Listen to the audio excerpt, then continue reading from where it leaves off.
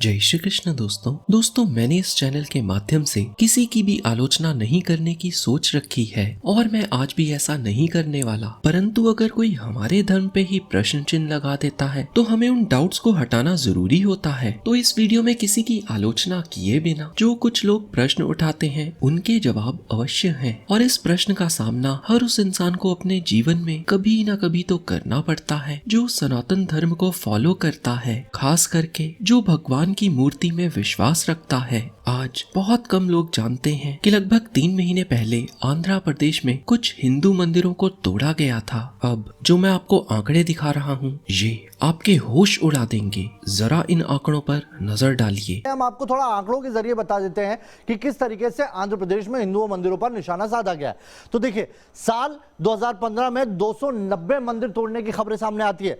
साल 2016 में यह आंकड़ा और बढ़ जाता है, 332 मंदिर तोड़े जाते हैं।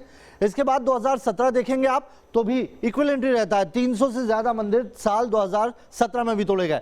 2018 में 267 मंदिरों को निशाना बनाया गया, तो 2019 में बढ़कर 305 मंदिर ऐसे थे जिन्हें तोड़ा गया और वहीं 2020 में 228 मंदिरों को निशाने पर लिया गया। दोस्तों, समय समय पर इस प्रश्न को जोर शोर से सोशल मीडिया पर भी उछाला जाता है। ध्यान से देखिए इस ट्वीट को। इसमें एक फोटो है जिसमें कुछ लोग भगवान की मूर्त को अपने कंधे पर रख कर ले जा रहे हैं क्योंकि यहाँ पर बाढ़ आ गई है। इस ट्वीट में लिखा है, एक वो अजीब पल जब आपको स्वयं भगवान को बचाना पड़ता है और क्योंकि ये भगवान स्वयं को नहीं बचा पाए इसीलिए ये भगवान आपको भी नहीं बचा सकते। इन लोगों के कहने का अर्थ है कि भगवान की मूर्त जब स्वयं को ही नहीं बचा पाई तो वो तुम्हें क्या बचाएगी। ऐसा ही एक प्रश्न इस्लामिक प्रीचर ने भी उठाया है। ये क्लिप इंग्लिश में है, फिलहाल आप इसको देखिए। Number one, you cannot make idol of God. The moment you make an idol of God, you're degrading God. Imagine you make idol and suppose the idol falls. What happens to the idol? The idol breaks.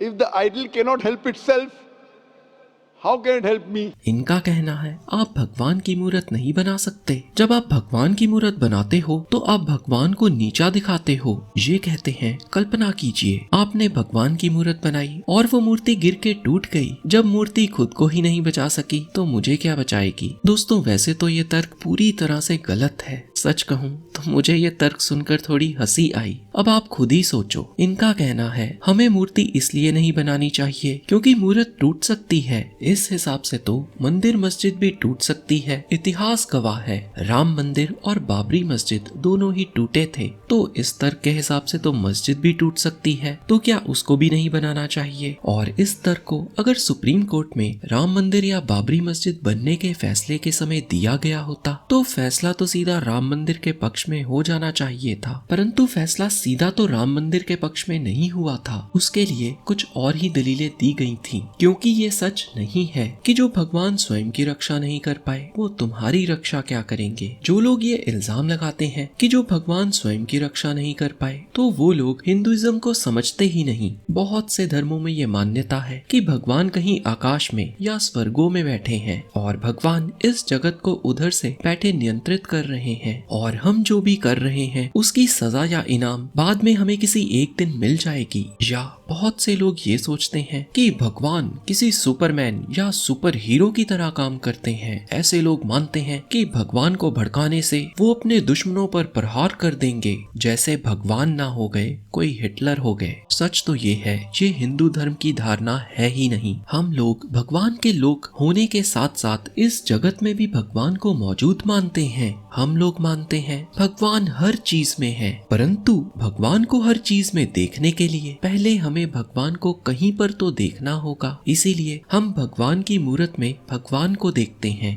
ताकि हम इस पर meditate कर सकें, ध्यान लगा सकें। इसी के माध्यम से हम लोग भगवान से जुड़ते हैं। मूर्ति पूजा हमारे माइंड को फोकस करने के लिए है और अगर कोई भगवान की मूर्त को तोड़ देता है तो ये दुखनीय है, परंतु इसका ये अर्थ बिल्कुल नहीं कि भगवान मर गए। जो टूटा है वो भगवान की मूर्त टूटी है जिसके द्वारा हम लोग भगवान के दर्शन करते हैं। हर हिंदू अच्छे से जानता है मूर्त किसी धातु से बनी होती है जिसको तोड़ना संभव है, परंतु ये हमारी भावनाओं को नहीं नहीं बदल सकती। भगवान की मूर्त इसलिए नहीं बनाई गई कि वो ये दिखाए कि वो कितनी शक्तिशाली है। मूर्ति भक्ति की प्रक्रिया का एक हिस्सा है। उसी प्रकार जितने भी हमारे ग्रंथ हैं, कोई उनको नुकसान पहुंचा सकता है, परंतु ये ग्रंथ सक्षम है हमें सच तक पहुंचाने में। इसीलिए हम लोग पवित्र ग्रंथों को भी भगवान के रूप में ही देखते हैं। बाहरी रूप में तो ये सब सीमित है, परंतु ये सब दिव्य है। अगर आपको कोई ऐसा तर्क दे तो उसे श्रीमद् भगवत गीता के 13वें अध्याय के 14वें श्लोक को बताइए, जिसमें श्री कृष्ण बताते हैं परमात्मा जड़ और चेतन पदार्थों के बीच और बाहर भी स्थित है।